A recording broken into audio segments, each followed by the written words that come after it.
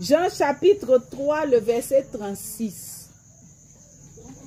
Alléluia. Jean, c'est dans le Nouveau Testament. Jean chapitre 3, le verset 36. Je lis la parole de Dieu si tout le monde a trouvé.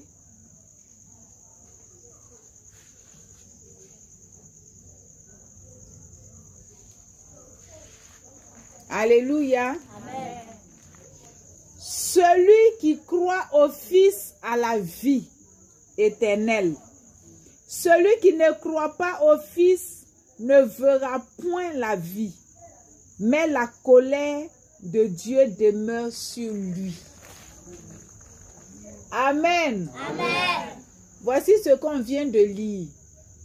L'apôtre Jean donne ce conseil et donne cet enseignement à tous ceux qui viendront sur la terre pour leur dire que celui qui croit au Fils de Dieu a la vie.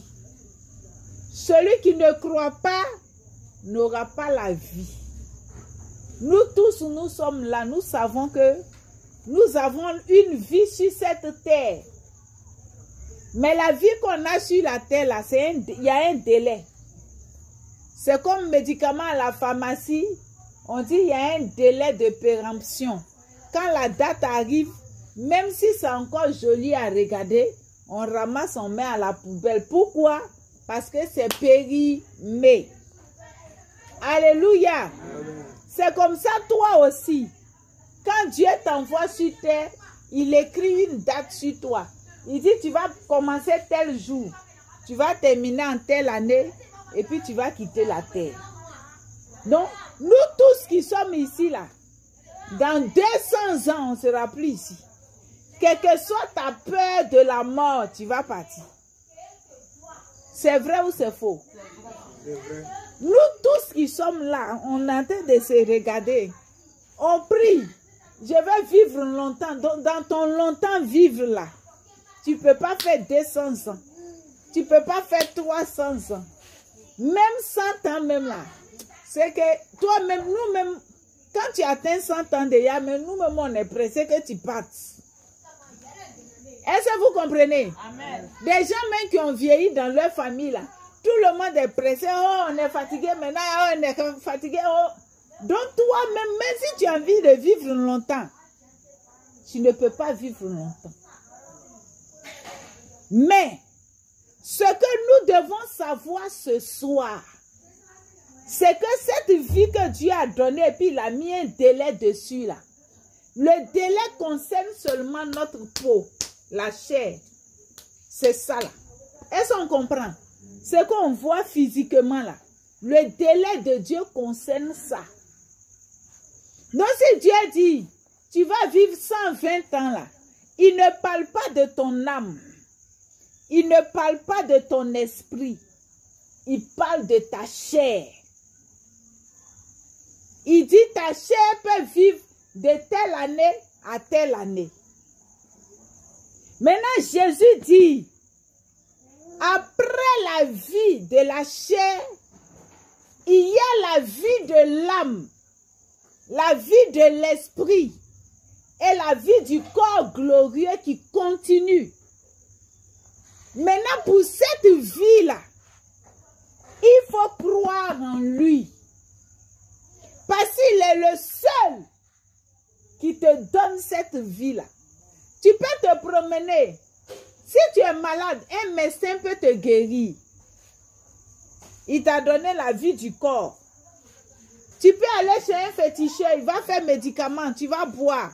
Et puis tu vas guérir. Il t'a donné la vie du corps. Est-ce que vous me comprenez? Même si on dit, le marabout là, il est puissant, hein? Tout ce qu'il peut te donner là, c'est la vie du corps. Or, la vie du corps là, il y a un délai. Même si on arrange comment, oh, il y a un délai. Est-ce qu'on me comprend? Ça va finir.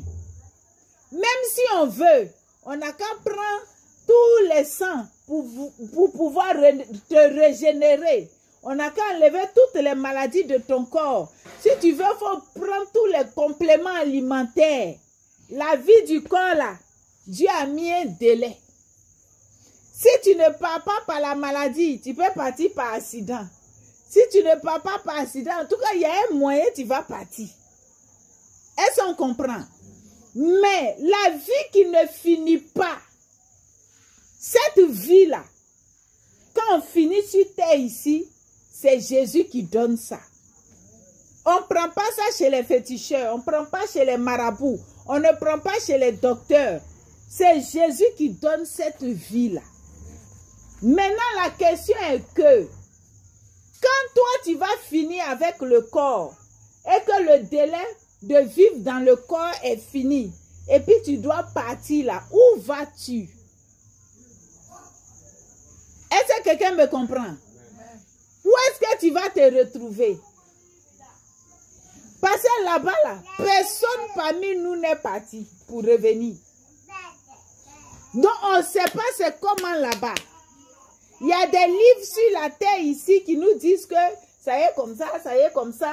Les scientifiques ont essayé de faire des recherches. Ils disent c'est comme ça, c'est comme ça. Nous, on ne sait pas. Est-ce que quelqu'un me comprend? Il y a une seule personne qui allait là-bas qui est revenue, il s'appelle Jésus. C'est le seul qui est parti et puis qui est revenu et puis qui n'est plus reparti. Donc lui, il peut nous dire que là-bas, là, voici comment ça se passe. Et c'est pour cela qu'il a dit que lui peut te donner la vie. Mais pour que tu reçois cette vie, tu dois croire en lui. Est-ce qu'on me comprend? Si tu ne crois pas en lui, tu vas avoir la colère de Dieu qui va t'amener à la mort. Maintenant, cette mort-là, c'est qu'après la vie qui est sur la terre dans le corps, tu vas vivre cette mort-là dans un endroit périlleux, un endroit difficile, un endroit compliqué, un endroit de problème qui ne finit pas. Il y a des gens sur la terre ici, tous les jours ils sont en train de pleurer. Je suis fatigué, je souffre trop. Mais souffrance de la terre là, c'est le paradis de l'enfer. Est-ce que quelqu'un me comprend? Ce que tu appelles ici, je souffre là, c'est le paradis de l'enfer. Ceux qui sont en enfer, si on leur disait, viens et puis tu vas vivre la vie que nous on vit ici, ils vont dire oui. Vite fait. Est-ce que vous comprenez? L'enfer, c'est la mort éternelle.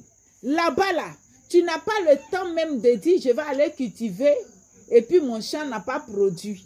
Tu n'as pas le temps de dire, je m'en vais travailler et puis mon patron n'a pas payé.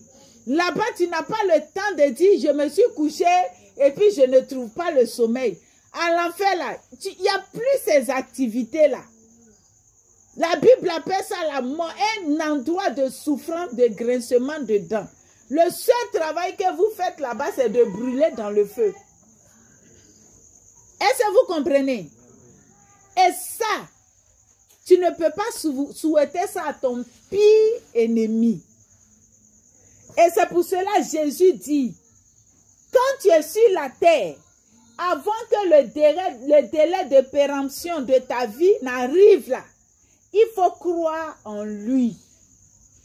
Maintenant, il y en a qui croient un peu, et puis ils arrivent à l'église, ils deviennent des religieux. Quand ils se lèvent dimanche, ils vont à l'église, ils reviennent, ils se disent qu'ils sont chrétiens. Ce n'est pas là l'église revenue qui fait de toi un chrétien. Est-ce qu'on comprend un peu? Sinon, Judas, il était dans le protocole de Jésus-Christ. C'est lui-même, Jésus avait confiance en lui. C'est lui qui comptait les offrandes à l'église. Judas. Mais il n'a jamais connu Dieu.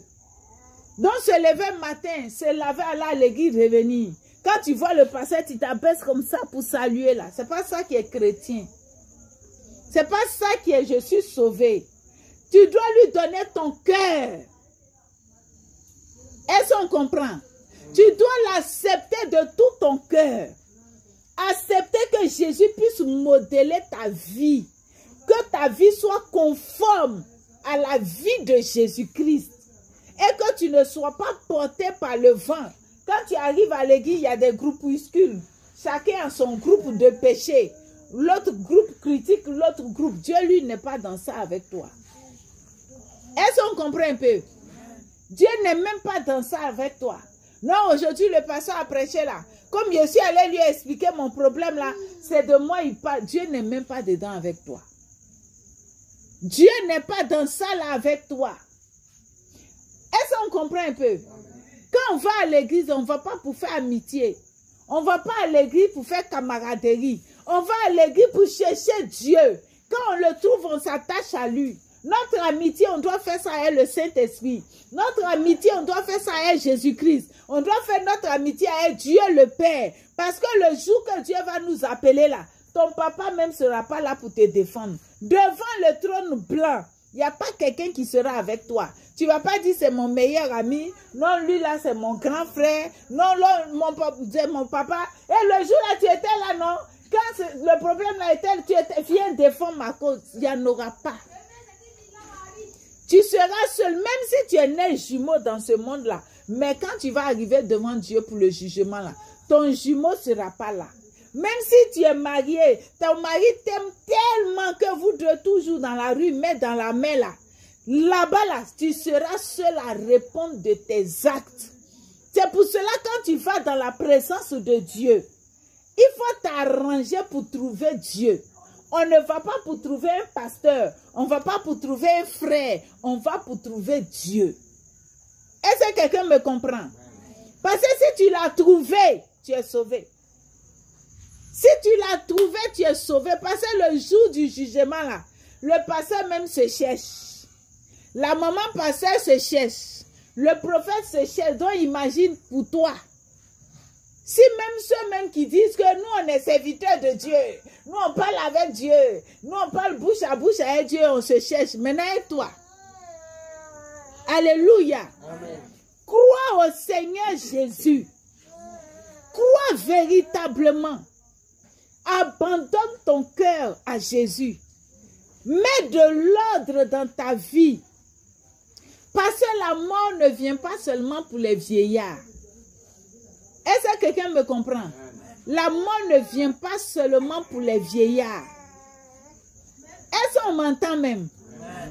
La mort ne vient pas seulement pour les vieillards. La mort ne vient pas seulement pour les païens. La mort vient aussi pour les chrétiens. La mort vient pour les enfants. La mort vient pour les jeunes. La mort vient pour les vieux. La mort vient pour tout le monde. Tu es jolie jusqu'à tout le quartier. Dit, hey, Dieu, mais il ne nous a pas aimés. Pourquoi il t'a donné toute la beauté comme ça? La mort vient pour toi. Tu es le plus vilain du quartier. La mort viendra pour toi. Et quand l'heure de la mort arrive là, il n'y a pas de négociation. Est-ce que quelqu'un me comprend? Il n'y a pas de négociation. Ce n'est pas maintenant que tu vas commencer à dire, ah, attends, donne-moi une seconde, hier me repentir. Quand la mort arrive, il n'y a plus le temps de repentance. C'est pour ça, pendant que tu es là, arrange ta vie. La même manière, quand tu vis dans une maison, avant d'aller dormir, tu prends le temps, tout ce qui est précieux là, tu mets ça dans la chambre, tu fermes. Tu mets de l'ordre avant d'aller te coucher. Quand tu veux sortir, tu ranges les bonnes choses là. Ta vie là, tous les jours que Dieu a créé, il faut ranger. Est-ce qu'on me comprend? Si tu crois que tu crois vraiment en Jésus, il faut ranger ta vie.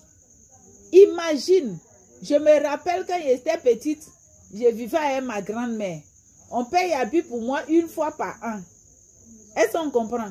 Maintenant, la vie a changé. 1, 2, 3, nos parents payent habit. Sinon, c'est une fois par an quand on va faire la fête d'Ignam là, qu'on paye mon nouveau habit. Sinon, c'est les habits des grandes soeurs, les tantes là. On te donne, tu flottes dedans comme ça et puis toi aussi tu es dedans.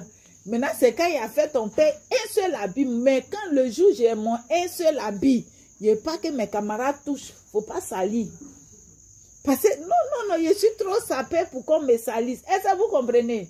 Je porte jusqu'à quand il revient net, ma grand-mère dit il faut enlever, on plie. Et puis on garde. Je ne vais plus gagner ça même pour porter. Est-ce que vous comprenez? Maintenant, toi, tu es sauvé. Jésus t'a donné ton beau vêtement. Maintenant, tu marches dans la rue, quelqu'un t'appelle pour dire, viens, on va faire béret. Quand vous êtes en train de faire béret là, il faut dire, Seigneur, ouvre mes yeux spirituels. Tu vas voir combien de caca, saleté que tu verses sur toi. Cadavre pourri, décomposé, c'est ça que tu verses sur toi. Paul, là, quand Paul a eu la révélation du péché, il a crié. Il dit, malheur à moi qui me délivrera de ce corps de péché. C'est comme quand tu pêches là, c'est comme si on a pris un animal qui est mort, qui a pourri, qui est décomposé, et puis on a déposé ça sur toi, et puis tu te promènes avec. Toi-même là, si on te porte ça, tu vas supporter. Donc si tu as lavé ta vie dans le sang de Jésus, tout de suite on a prié, on a réclamé le sang de Jésus nous a lavé. Maintenant demain tu sors, l'autre t'appelle. Hé, est-ce que tu vois Jean là? Si tu vois le comportement des gens dans le village là, tu dis, où je suis là, il a trop lavé mon habit pour que tu viennes mettre des compositions d'animal sur moi, je ne veux pas. Ce que tu dis là, il faut arrêter, je ne veux pas écouter. Et puis tu continues ta vie. Chacun doit arranger sa vie. Pendant que nous sommes en train de courir dans la ville, je veux réussir, d'autres veulent voyager, d'autres veulent travailler, d'autres veulent bâtir des maisons là. Pendant que tu fais ça pour arranger le corps qui a une date de péremption, il faut aussi en même temps préparer ton éternité. Alléluia. Amen. Il faut préparer ton éternité. Parce que tu peux mourir d'un instant à l'autre. Et aussi, si tu ne meurs pas, que Jésus vient pour chercher l'église, que tu es resté, je ne sais pas comment ça va se passer. Alléluia. Amen. Commence à préparer ta vie. Il ne faut pas dire non, je suis enfant. Le temps où on est dedans, là, papa ne vit pas la vie chrétienne à la place des enfants. Maman ne vit pas sa vie chrétienne à la place des enfants. Chaque enfant est responsable de sa propre vie devant Dieu.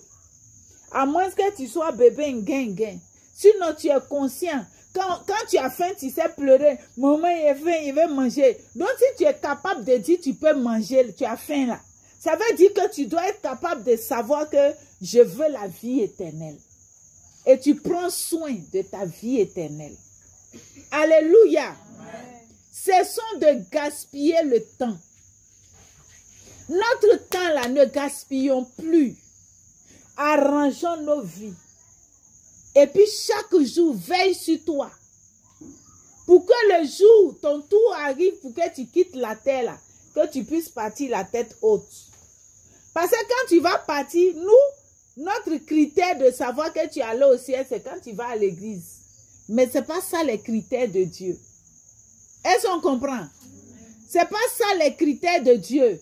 Dieu ne regarde pas si tu étais dans quelle église. Non. Dieu regarde, est-ce que tu crois? Tu as cru en Jésus? Est-ce que tu l'as accepté comme ton Seigneur et ton sauveur personnel? Est-ce que tout ce que Dieu t'a recommandé, tu as obéi? Est-ce que tu as lavé ta robe dans le sang de l'agneau? Parce que la Bible dit, rien de souillé ne rentrera là-bas. Alléluia. Amen. Croyons en Jésus-Christ. Renonçons au mal. Prenons notre vie au sérieux. C'est le temps de revoir. Fais un bilan de ta vie. Si tu es ami avec quelqu'un, puis tu vois que la personne t'amène toujours vers le péché, ce n'est pas toi. La seule chose que tu gardes entre vous deux là, c'est bonjour et puis au revoir.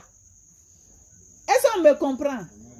Tu as un ami, à chaque fois que vous vous retrouvez, il ne va jamais te dire on n'a qu'à prier, on n'a qu'à lire la Bible, on n'a qu'à réfléchir comment on va travailler pour gagner notre vie.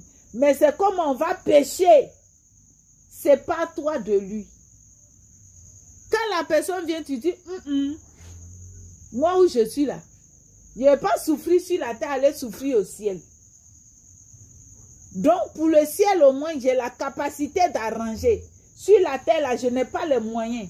Mais au ciel, là, je peux arranger en étant sur la terre. Donc, je m'arrange pour demain. Alléluia. Amen. Si tu commences à arranger, Dieu dit, cherchez premièrement le royaume des cieux et sa justice. Le reste de la terre, là, Dieu dit lui-même, il va te donner.